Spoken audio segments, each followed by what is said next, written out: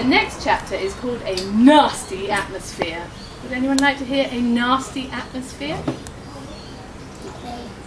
Not you.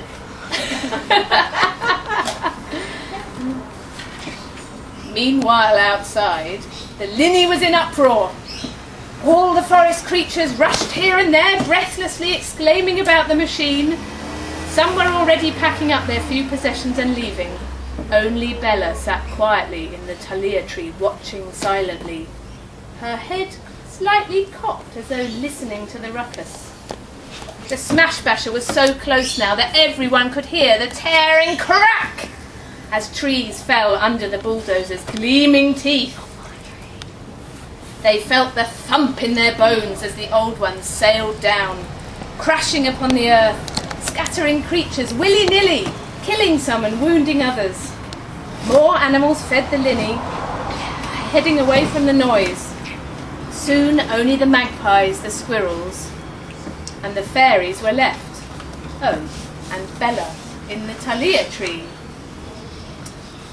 Each family peeped out from their own tree. They would not leave their homes. All were frightened and no one knew what to do. Suddenly, one of the squirrels, Ero, called out to the magpies, "You lot! Why didn't you tell us the machines were coming? You can see from up there in the tops of the trees. We could have prepared." "Oh, sure," snapped Findus, one of the bigger magpies. "Blame us. Why not point your squirrely claws at them?" He jabbed a wing towards the fairies. "They don't even need to go anywhere to see things. They could have told you about this 10 generations ago. If you want to blame someone, blame them." "Ha!" snapped Arcana, sticking her chin up and her chest out. "We don't care for your accusations. We will stay with our tree and work our magic on the humans. They will leave, you'll see." "Not before the rest of the wood is destroyed. You'll be the only ones left," said Simmy, a particularly brave and feisty squirrel. "The human children will think you're very pretty. They'll lock you in cages and poke you when you've got nothing better to do." The fairies looked at each other and nodded. They knew it was true. Many of their kind had been lost to human children.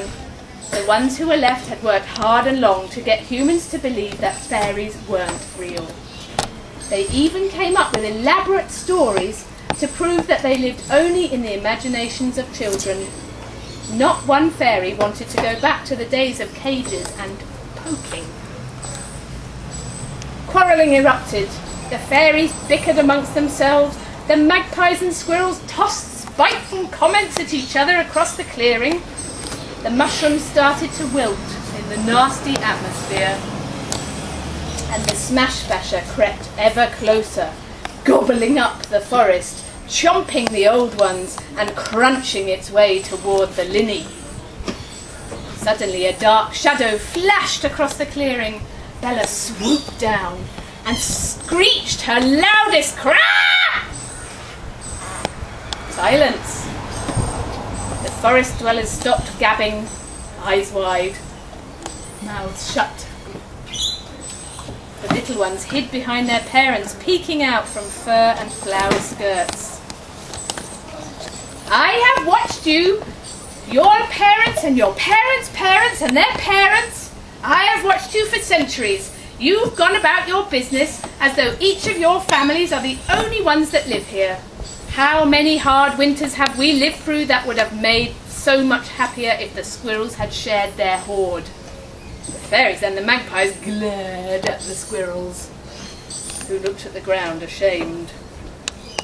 "How many storms could we have prepared better for if the magpies had shared their view of the skies?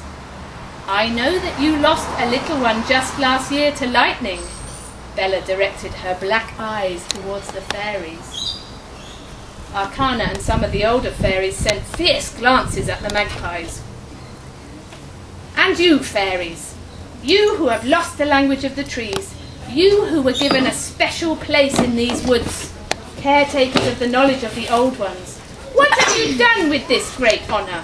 You have forgotten it, carried away by the delights of magic and play, and because of your carelessness, we may all be lost." Now everyone looked angrily at the fairies, but not one creature said a word. Bella sighed deeply and dropped her great black head for just a moment. Then she looked around, meeting the eyes of every squirrel, magpie and fairy, old and young.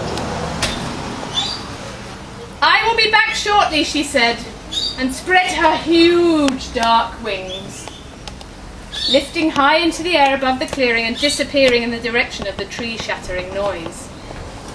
The creatures of the Linny stood quietly, huddled in little groups.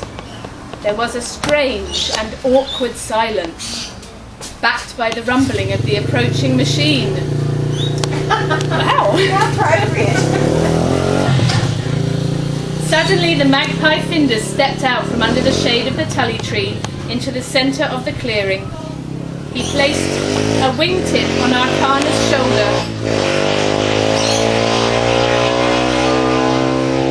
and said in a humble tone, "We are all sorry about the little one you lost last year."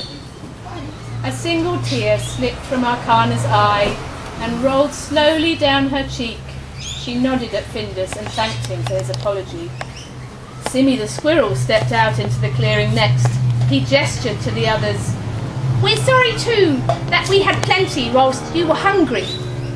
Another fat, shiny tear crept onto Arcana's cheek.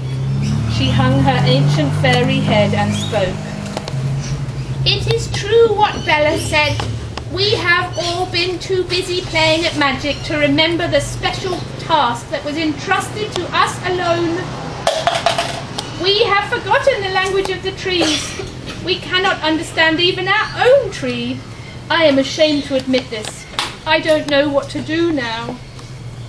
What a sorry sight. Every creature hung his or her head. Doom clouded the Linny, his dismal fingers reaching into every heart, trying to crush all hope, taking the future in his grey hands and hiding it from view.